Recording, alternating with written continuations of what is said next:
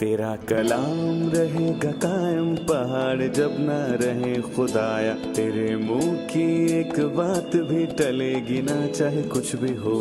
तेरी मान दिए है जिंदा सोने से भी कीमती, मेरा दिल ये दे गवाही है ये किताब अजीम। नाज़िल करे अपना कलाम, शिकस्ता दिलों को सुकून मिले, तारीखी दूर हो मेरी राहें रोशन कर।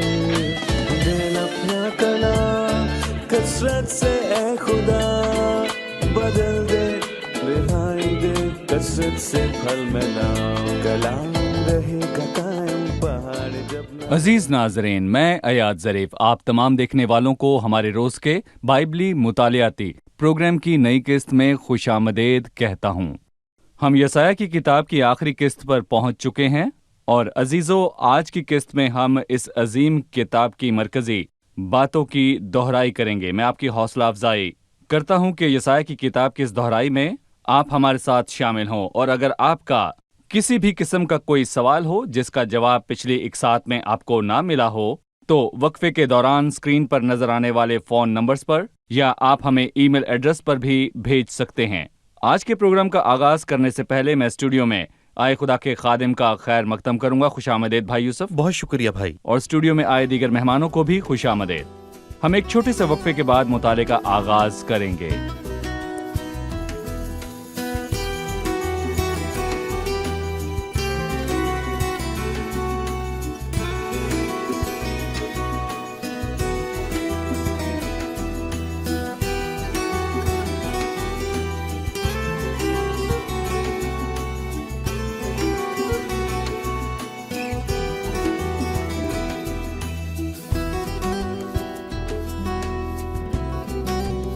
खुशामदीद भाई। आपका शुक्रिया। यसाया की किताब के मुताले का तवील सफर करने के बाद हमने पिछली किस्त में इसको मुकम्मल किया, पर हम एक मुख्तसर सी दोहराई किए बगैर इसको खत्म नहीं कर सकते। हम इसके मरकजी मौज़ूआत पर गौर करेंगे। जो भी हमारा प्रोग्राम पहली मरतबा देख रहा है उसे आज के प्रोग्राम से यसाया की किताब का अंदाजा हो जाएगा।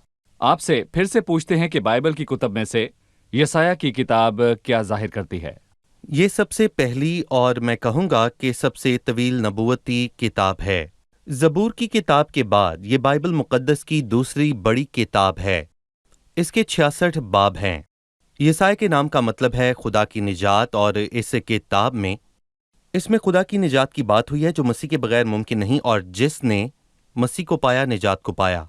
इसमें मसीह की बहुत सी बातें हुईं, और मैं कहूँगा कि मसीह इस यसाया नबी की किताब का मरकजी मौजू है। हम इसके मुसन्निफ के मुतल्लिक बात करेंगे और नुमाया करेंगे कि उसने सिर्फ यसाया का पहला हिस्सा नहीं लिखा। अक्सर तज्जियाकार कहते हैं कि यसाया नबी ने 39 बाब पहला हिस्सा खुद लिखा, जबकि दूसरा हिस्सा 40वें बाब से आखिर तक किताब का मुसन्निफ कोई और है। हमें मुसन्निफ और इस पूरी किताब के मौजू के मुतल्लिक बताइए। नए अहदनामे को पढ़ें तो इसमें हमें यसाया की किताब के दूसरे हिस्से का हवाला मिलता है। मिसाल के तौर पर नासरत के इबादत खाने में यसाया नबी का सहीफा खुदाम यीशु मसीह को दिया गया। उसने यसाया 61 में से पढ़ा और ये दूसरे हिस्से में आता है। और अमाल 8 में भी मैं कहूँगा ऐसा ही हुआ। हबशी यरूशलेम से अपने मुल्क को जा रहा था तो उसने यसाया नबी का सहीफा पढ़ा था। खास करके 53वां बाब। इस सब से जाहिर होता है कि पहले और दूसरे हिस्से का मुसन्निफ एक ही है, और इन दोनों का मजमून एक ही है, लेकिन इन दोनों के मजमून थोड़े थोड़े मैं कहूँगा कि मुख्तलिफ हैं। लिहाजा दोनों हिस्से यसाया नबी ने लिखे। इन दोनों हिस्सों के बारे में बताइए। एक था 39वां बाब और 40वें बाब से आखिर तक, यानी पहले और दूसरे हिस्से में क्या फर्क मौजूद है? मसलन पहला हिस्सा यानी 41वें बाब में वाज़ेह है कि असूर उनका एक बहुत बड़ा दुश्मन है, जबकि दूसरे हिस्से में असूर का जिक्र नहीं मिलता, बल्कि इसमें बाबल की बात हुई है। और इस वजह से लोगों का ख्याल है कि ये दो मुख्तलिफ मुसन्निफ हैं। यकीनन ये शरीर और अंधे लोग यसाया के मुसन्निफ होने का इनकार करते हैं ताकि यसाया नबी की इस नबूवती किताब का और उसकी नबूवत का इनकार कर सकें, और इसीलिए वो ये कहते हैं कि दूसरा हिस्सा किसी और ने तहरीर किया, क्योंकि शाह फारस मैं कहूँगा کہ یسایہ نبی کے دور سے بہت ہی سالوں بعد آیا تھا۔ اور میں یہاں پر واضح طور پر کہنا چاہتا ہوں کہ بائبل مقدس ایک نبوتی کتاب ہے، اور یسایہ نبی کا اس طرح کی باتیں کرنا حیرانی کی بات نہیں۔ یسایہ کو پتہ نہ چلتا، لیکن خدا نے یہ باتیں اس پر عیاں کیں، اور یسایہ کی کتاب کے دوسرے حصے میں خدا کے متعلق واضح طور پر لکھا ہے، جو ابتدا ہی سے انجام کی خبر دیتا ہوں۔ قدیم سے وہ باتیں جو اب تک واقع نہیں ہوئیں وہ بتاتا ہوں، اور وہ کہتا ہے کہ میری مصلحت قائم رہے گی، میں اپنی مرضی پوری کروں گا۔ 45ویں باب کے علاوہ 44ویں باب کے اختتام پر بھی شافارس کی آمد کی نبوت ہے کہ وہ بابل کو تباہ کرے گا اور فرات کا پانی سوکھ جائے گا۔ وہ بابل کے شہر کی فصیلوں کے نیچے سے داخل ہوگا۔ یہ سچائی ان کے لیے ہے جو نبوت کو رد کرتے ہیں۔ آپ نے دو بڑے حصوں کا ذکر کیا، ایک تھا 39واں باب اور 40ویں سے 66ویں باب تک۔ کیا اس کتاب کی مزید تقسیم موجود ہے؟ ہم اس کو 3 حصوں میں تقسیم کر سکتے ہیں، اور میں کہوں گا کہ ایک تا 35 باب بڑا حصہ ہے، اور پھر درمیان کا حصہ جو نبوتی نہیں بلکہ تاریخی ہے، اور پھر 36 تا 39 تاریخی ابواب ہیں، اور پھر دوسرا حصہ یعنی 40 تا 66واں باب۔ اور میں کہوں گا کہ اس میں تسلی بہت ہی واضح ہے۔ اس میں یہودا کے خادم کی بات ہوئی، یعنی مسیح جس نے خادم کی صورت اختیار کی۔ پہلا حصہ 1 تا 35 باب، اور میں کہوں گا کہ اس کے مزید حصے ہیں، اور دوسرا حصہ 40 تا 66 باب کے آگے 3 حصوں میں تقسیم شدہ ہے۔ 3 حصے اور درمیان میں 4 تاریخی ابواب جمع ہو کر 7 بنتے ہیں۔ بائبل مقدس 7 کی کتاب ہے، اور حبقوق کے 3 باب میں یہ لکھا ہے کہ تیر کمان غلاف سے نکالی گئی اس کے کلام کے 7 تیر ہیں، اور کلام 7 میں تقسیم شدہ ہے۔ بھائی یوسف، آپ نے کہا کہ تیسرے حصے کے مزید 3 حصے ہیں، لہٰذا بھائی یوسف آپ ہمیں بتائیے کہ اس کے ہر حصے میں کس بارے میں بات ہوئی؟ اس حصے میں کل 27 ابواب ہیں۔ اس کے 3 حصے ہیں، اور ہر حصے میں 9 ابواب آتے ہیں۔ اور 40 تا 48ویں باب کے آخری حصے میں لکھا ہے کہ خداوند فرماتا ہے کہ شریروں کے لیے سلامتی نہیں، اور 49 تا 57 باب یہ دراصل 9 ابواب ہیں، اور یہ حصہ اسی جملے پر ختم ہوا، اور پھر آخری حصہ آتا ہے۔ پہلے حصے میں بابل کی اسیری اور اس سے لوٹ کر واپس آنے کی بات ہوئی ہے، اور میں کہوں گا کہ نہ اس میں صرف لوٹ کر آنے کی بات ہوئی ہے بلکہ اس میں تسلی بھی ہے، اور پھر شاہ فارس خورس کی فتح کا ذکر بھی اسی میں ملتا ہے، اور آخری حصہ مسیح کے بارے میں بات کرتا ہے۔ اور میں کہوں گا کہ یہاں 49ویں باب میں مسیح کے بارے میں ایک نظم ہے، اور پھر اس کے بعد دوسری نظم 50ویں باب میں ہے۔ 53ویں باب میں مسیح کے دکھ، موت اور جی اٹھنے کی بات کی گئی ہے، اور آخری حصے 57 سے 66 میں مستقبل کی برکات کی بات ہوئی ہے، اور پھر 1000 سالہ بادشاہی کی، لیکن اس کا مرکزی موضوع مستقبل میں یروشلم کی برکات ہیں، اور اس کا ذکر یہاں پر واضح طور پر ملتا ہے۔ اس کتاب میں بار بار لکھے اور دہرائے جانے والے الفاظ کا بتائیے تاکہ ہم سب اس کتاب کو بہتر طور پر سمجھ سکیں۔ دیکھیں بھائی، میں کہوں گا کہ اسرائیل کا قدوس یسایہ کی کتاب کے دونوں حصوں میں آیا، اور اس سے اندازہ ہوتا ہے کہ اس کا لکھنے والا دراصل ایک ہی مصنف ہے، اور میں کہوں گا کہ خدا کی واضح خصوصیات کہ وہ دراصل قدوس ہے، اور ہم اکثر کہتے ہیں کہ خدا عظیم اور قدرت والا اور حکمت والا ہے، یہ سب سچ ہے، پر ہم یہ بھول جاتے ہیں کہ خدا قدوس ہے۔ اور جب خدا کی قدرت کی بات ہوتی ہے تو بائبل مقدس فرماتی ہے کہ خدا نے ایک بار فرمایا اور میں نے 2 بار سنا کہ قدرت خدا ہی کی ہے۔ یسایہ کے 6 باب میں خدا کی قدوسیت کا بیان ہے، قدوس قدوس قدوس، اور خدا کی قدوسیت اس سے جدا نہیں ہو سکتی، اور یہی سچ ہے۔ 3 حصے ہیں، نبوتی، تاریخی اور مسیحائی۔ مسیح سے منسلک حصہ اسرائیل کے قدوس نے اس قوم کے گناہوں پر ملامت کی۔ تاریخی حصے میں اسرائیل کے قدوس نے ان کو دشمنوں سے بچایا، اور مسیحائی حصے میں اسرائیل کا قدوس تسلی دیتا ہے۔ یہ اسرائیل کا قدوس ہے۔ صحیح۔ ابھی ہم ایک رپورٹ دیکھیں گے، اس کے بعد مہمانوں سے سوال لیں گے۔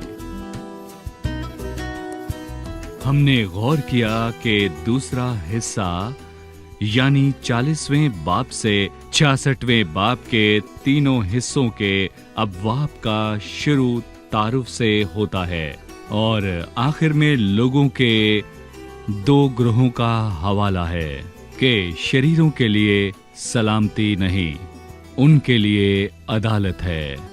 पहला हिस्सा 40वें बाब से 48वें बाब तक। इसका मरकजी मौजू खुदावंद का खादिम होरस है कि वो लोगों को बाबुल की असीरी से बचाएगा।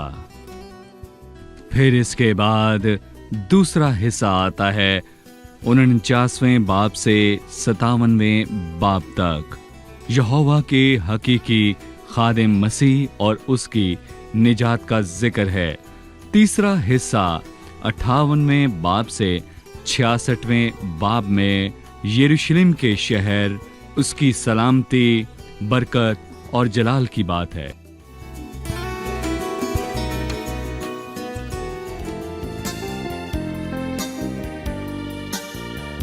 مسح الدمع سكيبا من عيون البسطاء، نازعا حزن الحزان، زارعا فيهم عذاب، غافرا كل الخطايا،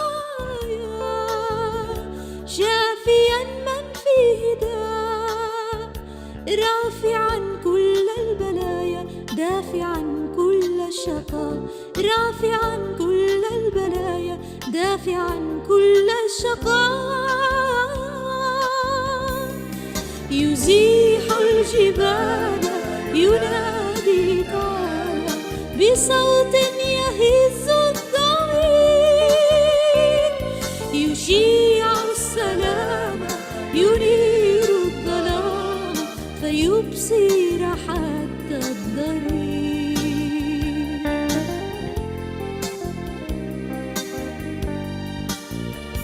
هل تذوقت سلاما ونعمت بالفداء من مسيح بدماءه أجزل لك العطاء، راضيا ضحى غناه حتى يغني الفقراء، جاء للإنسان نورا مانحا له الضياء، جاء للإنسان نورا مانحا له الضياء،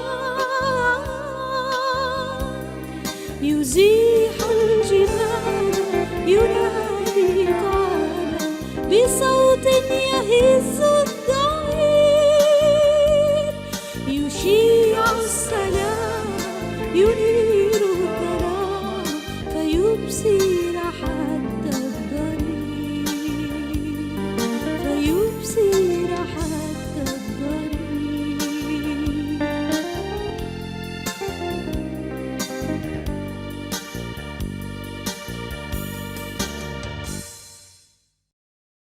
भाई यूसुफ ने बताया कि ये पहली और तवील नबूवती किताब है। मैं जानना चाहूँगा कि हम अपनी रूहानी ज़िंदगी में नबूवती कलाम से किस तरह मुस्तफ़ीद हो सकते हैं। ठीक है जी, ये किताब माजी में और बड़ी मुसीबत में खुदा और लोगों से उसके रिश्ते से मुंसलिक है। आज के दौर में कलीसिया के ईमानदार इन हवाला जात से किस तरह मुस्तफ़ीद हो सकते हैं, वो इसको अपनी अमली ज़िंदगी में कैसे लागू करें। जी भाई, खुदा कभी भी बदलता नहीं, ठीक है। और सही। जिसके मुतल्लिक हमने यसाया की किताब में पढ़ा, वही खुदा आज भी हमारा खुदा है। जी। यसाया की किताब के मुताबिक हम खुदा के मुतल्लिक क्या सीखते हैं? खुदा को मकारी और झूठ से बहुत नफरत है। सिर्फ अच्छे अल्फाज नहीं, बल्कि उनका दिल खुदा से भी दूर हो। पहले और 29वें बाब में इस पर मलामत हुई और बहुत सी चीजें खुदा को नापसंद जी, हैं। वो नाराज़गी को बर्दाश्त नहीं कर सकता। बिल्कुल। और अगर आप खुदा तक पहुंचना चाहते हैं तो सच्चाई को अपनाएं। खुदा बातनी सच्चाई को पसंद करता है सही। और उसे गरूर से नफरत है। हमने पूरी किताब और आखिरी बाब में भी यही सीखा। लेकिन मैं उसी शख्स पर निगाह करूंगा, उसी पर जो गरीब और शिकस्ता दिल है और मेरे कलाम से कांप जाता है, जबकि बाकी ये कहते हैं कि मेरे नजदीक न आ, क्योंकि मैं तुझसे ज्यादा पाक हूं। खुदा के साथ खाकसारी और इन्हसारी से चलें। और इस पूरी किताब में खुदा ने बुत परस्तों को मलामत की। ये अपनी कदीम शक्ल में आज मौजूद नहीं है, बल्कि इसने आजकल लालच और हवस की शक्ल इख्तियार कर ली है। اور یہی نہیں، ان کا خدا پیٹ ہے اور وہ اپنی شرم کی باتوں پر فخر کرتے وہ خوش ہیں۔ ہوتے ہیں۔ ہوس ہی سب کچھ ہے، اور میں کہوں گا کہ ہمیں یہ معلوم ہونا چاہیے کہ خدا کو بتوں سے نفرت ہے، اور داؤد نے دعا کی کہ میرے دل کو یکسوئی بخش تاکہ تیرا خوف مانوں۔ یہاں پر دیکھیں کہ داؤد خدا سے یکسوئی مانگتا ہے، اور خدا کا خوف بھی۔ خدا قدوس ہے، وہ تسلی دیتا ہے، وہ صرف داؤد کو نہیں بلکہ سب کو تسلی دیتا ہے۔ جیسے ماں اپنے بیٹے کو دلاسا دیتی ہے۔ اور میں کہوں گا کہ جو بھی خدا کے پاس عاجزی سے آتا ہے وہ تسلی پاتا ہے۔ یہ کتاب بتاتی ہے خدا دعاؤں کا جواب دیتا ہے۔ ہم اس کتاب سے بہت مستفید ہوئے ہیں، اور جب بھی اسے پڑھیں تو اس کتاب میں ہمیں خدا کی خصوصیات واضح طور پر نظر آتی ہیں، اور یہی سچ ہے۔ گو اس میں لکھے گئے واقعات ہمارے متعلق نہیں ہیں لیکن ہمارے لیے ہیں۔ خداوند کی تسلی پر تکیہ کریں، اس کی قدوسیت کا خوف مانیں، جان لیں کہ اس کو بدی، تکبر اور منافقت سے نفرت ہے۔ بالکل ٹھیک ہے جی۔ یسایہ کی کتاب میں ہم مسیح کو کیسے دیکھتے ہیں؟ یہ ایک نبوتی کتاب ہے، یہ پرانے عہد نامے میں ہے۔ پرانے عہد نامے میں مسیح کے متعلق اکثر پیشن گوئیاں یسایہ کی کتاب میں ملتی ہیں۔ اس کتاب میں شروع سے لے کر آخر تک ہم مسیح کو کس طرح دیکھتے ہیں؟ پرانے جی۔ عہد نامے میں مسیح کا ذکر سب سے زیادہ میں کہوں گا کہ یسایہ کی کتاب میں ہوا ہے، اور میں کہوں گا کہ زبور کی کتاب بھی اس سے ملتی جلتی ہے کہ مسیح کواری سے پیدا ہوگا، اور اس کا ذکر یسایہ کے 7:14 کے علاوہ اور کہیں نہیں ملتا۔ اور مسیح کی مقدس اور بے عیب زندگی کا بیان یسایہ کے 42ویں باب میں واضح طور پر ہوا، اور یسایہ 49 میں بھی اس کی خدمت کا بیان ہے، اور یسایہ کے 53ویں باب میں مسیح کی موت اور اس کے جی اٹھنے کی واضح طور پر بات ہوئی۔ اور مجھے مسیح کی سلطنت کی سب سے خوبصورت بات یہ لگی جس کا 9ویں باب میں لکھا ہے، اور اسی لیے ہمارے لیے ایک لڑکا تولد ہوا، اور ہم کو ایک بیٹا بخشا گیا، اور سلطنت اس کے کندھے پر ہوگی، اور اس کا نام عجیب، مشیر، خدا قادر، ابدیت کا باپ اور سلامتی کا شہزادہ ہوگا۔ اور لکھا ہے، دیکھو ایک بادشاہ صداقت سے سلطنت کرے گا، اور شہزادے عدالت سے حکمرانی کریں گے۔ مسیح کی سلطنت کیسی ہوگی؟ جیسے ابھی ہم ایک جنگل میں رہتے ہیں، اور طاقتور کمزور پر ظلم کرتا ہے، انتشار اور ہر طرف بد نظمی ہے۔ مسیح اور اس کی حکومت کی خصوصیات کا بیان یسایہ کی کتاب کی طرح ہمیں اور کہیں نہیں ملتا۔ یسایہ 11:65 اور 35ویں باب میں مسیح کی حکومت کی خصوصیات موجود ہیں، اور انہیں وضاحت سے بیان کیا گیا ہے۔ چلیے مہمانوں سے پوچھتے ہیں کہ ان کے پاس کیا سوال ہے۔ 42ویں باب کی 10ویں آیت سے لکھا ہے، اے سمندر پر گزرنے والوں اور اس میں بسنے والوں، اے جزیروں اور ان کے باشندوں، خداوند کے لیے نیا گیت گاؤ، زمین پر سر تسر اس کی ستائش کرو، بیابان اور اس کی بستیاں، کیدار کے آباد گاؤں اپنی آواز بلند کریں۔ وہ شخص کیدار کے خیموں سے بیابان سے آئے گا، لوگ اس کے لیے گیت گائیں گے۔ اس کا اشرہ خداوند کی طرف ہے یا کہیں اور؟ ان آیات میں کیدار سے آنے والے کی بات نہیں ہوئی، بیابان اور اس کی بستیاں، کیدار کے آباد گاؤں اپنی آواز بلند کریں، اور پھر واضح طور پر لکھا ہے کہ وہ خدا کے جلال کی تعریف کریں، اور وہ کس خداوند کی تمجید کریں گے۔ دیکھیں باب کے شروع میں کہوں گا کہ ہم نے خدا کے برگزیدہ کا پڑھا۔ دیکھو میرا خادم جس کو میں سنبھالتا ہوں، میرا برگزیدہ جس سے میرا دل خوش ہے، میں نے اپنی روح اس پر ڈالی۔ اس کے بپتسمے پر آسمان کھل گیا اور آواز آئی، یہ میرا پیارا بیٹا ہے جس سے میں خوش ہوں۔ اور اس سے اگلی آیات مسیح پر پوری اترتی ہیں، اور پھر متی کے 12ویں باب میں یہ واضح طور پر لکھا ہے کہ وہ نہ چلائے گا، نہ شور کرے گا، اور نہ بازاروں میں اس کی آواز سنائی دے گی۔ وہ مسلے ہوئے سرکنڈوں کو نہ توڑے گا، اور ٹمٹماتی بتی کو نہ بجھائے گا۔ وہ راستے سے عدالت کرے گا، وہ مان نہ ہوگا، ہمت نہ ہارے گا جب تک کہ عدالت کو زمین پر قائم نہ کرے، اور جزیے اس کی شریعت کا انتظار کریں گے۔ متی کے 12ویں باب میں یہ لکھا ہے، اور یہ تمام الفاظ مسیح کے متعلق لکھے گئے ہیں۔ اور اس نے کہا کہ کیدار سمیت ساری دنیا ایک ہی دن میں خدا کے پاس واپس لوٹ آئے گی، اور کیدار کا ذکر کبھی بھی اطمینان بخش نہیں۔ اور زبور 120 میں لکھا ہے کہ مجھ پر افسوس کہ میں مسک میں بستا اور کیدار کے خیموں میں رہتا ہوں، صلح کے دشمنوں کے ساتھ رہتے ہوئے مجھے بڑی مدت ہو گئی ہے۔ میں تو صلح دوست ہوں، پر جب بولتا ہوں تو وہ جنگ پر آمادہ ہو جاتے ہیں، اور کیدار ان علاقوں میں سے ہے جہاں کے لوگوں نے خدا کو نہ جانا۔ پر سب چیزوں کی بحالی کے وقت وہ اور تمام دنیا کے لوگ خدا کے پاس لوٹ آئیں گے، اور ہم نے پہلے بھی اس کو بیان کیا ہے اور یہی سچ ہے۔ شکریہ بھائی یوسف، خداوند آپ کو برکت برکت دے۔ آپ کے ساتھ اس کتاب کا مطالعہ کرنے کا بہت لطف آیا۔ ہم نے اس کے ابواب کی مختصر سی دہرائی کی، ہم قسط کے اختتام پر پہنچ چکے ہیں۔ بہت شکریہ۔ خدا کو برکت دے۔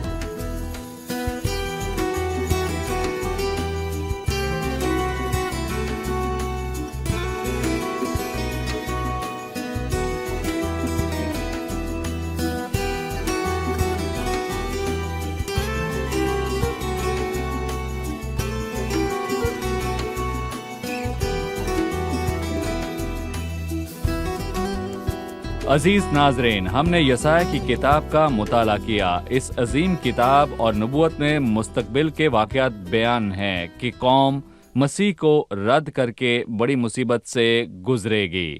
خداوند ان کو بحال کرے گا اور وہ 1000 سالہ بادشاہی کی برکات میں داخل ہوگی۔ اس قسط کو ختم کرنے سے پہلے میرا آپ سب کے لیے ایک ہی پیغام ہے۔ مسیح نجات دہندہ ہے، وہ آیا پر لوگوں نے اس کو رد کیا۔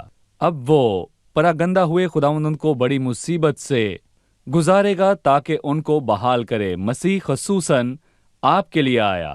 عزیزو، خدا کی نجات خداوند یسوع مسیح کے وسیلے سے ملتی ہے۔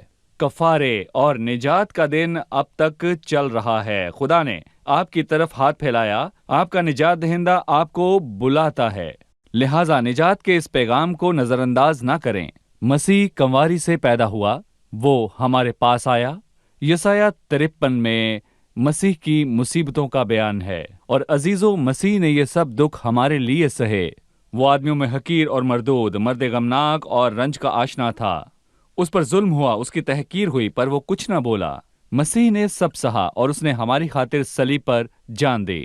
کیا آپ مسیح کے دکھوں اور اس کی قربانی کی قدر کرتے ہیں؟ عزیزو، مسیح اور اس کی قربانی ہی ابدی زندگی کا واحد دروازہ ہے۔ اس لیے نئی کتاب شروع کرنے سے پہلے اپنا فیصلہ لیجئے کہ کیا آپ نے نجات کو قبول کیا؟ کیا آپ نے مسیح کو قبول کیا؟ کیا مسیح کے وسیلے سے خدا کی راستی پہن لی؟ مجھے امید ہے کہ آپ نے یہ کیا ہے۔ ہم اگلی قسط میں ایک نئی کتاب کے ساتھ حاضر ہوں گے۔ تب تک اپنا بہت خیال رکھیے۔ خداوند آپ کو برکت دے۔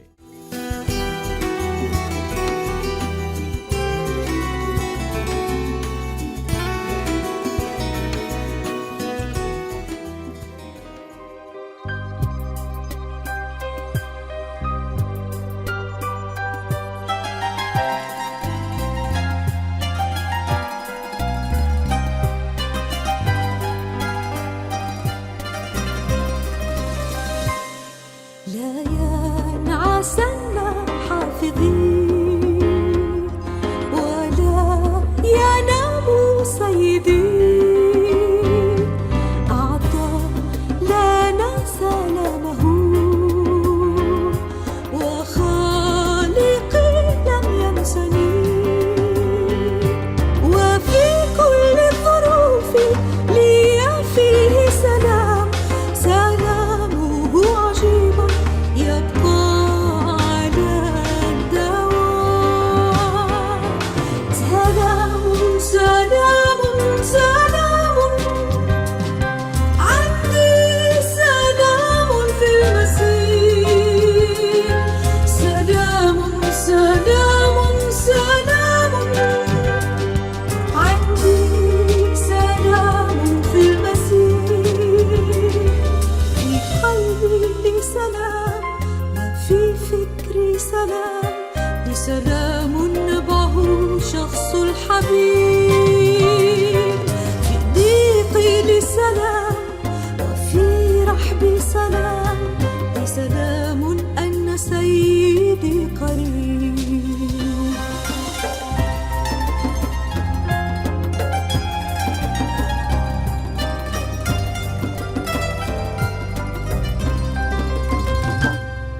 مهما كانت تجربتي لا تحيد عيني عن يسوع، يثبتن قدمي كذا وقلبي لن يروح، تحيط بذراع القدير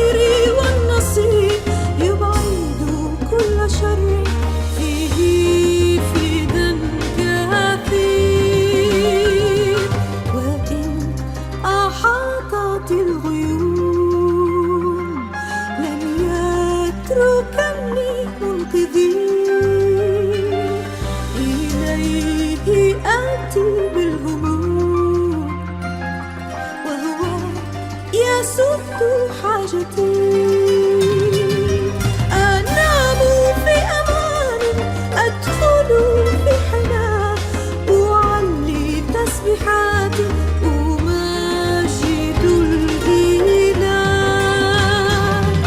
سلام سلام سلام عندي سلام في المسيح سلام سلام سلام عندي سلام في المسيح في قلبي لي سلام وفي فكري سلام لي سلام نبعه شخص الحبيب في ضيقي لي سلام وفي رحبي سلام لي سلام أن سيدي قريب